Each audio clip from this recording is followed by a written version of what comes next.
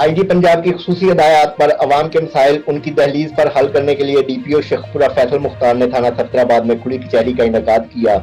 اور عوام کے مسائل سن کر ان کو فوری حل کرنے کے احکامات جاری کیے، جبکہ ڈکیت گینگ کو گرفتار کر کے ان کے قبضہ سے لوٹی گئی 55 لاکھ روپے کی رقم برآمد کر کے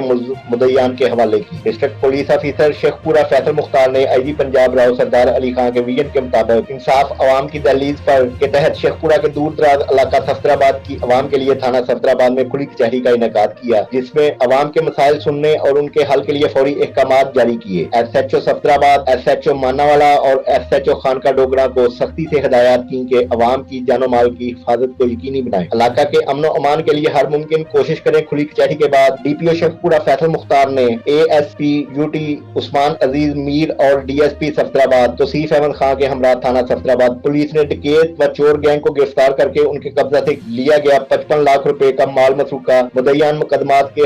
میں تقسیم کیا۔ مال مسروقہ میں 20 لاکھ روپے نقدی، 23 لاکھ روپے مالیت کے فیکٹری سے چوری کیے گئے قیمتی پردہ جات اور 12 لاکھ روپے کی 5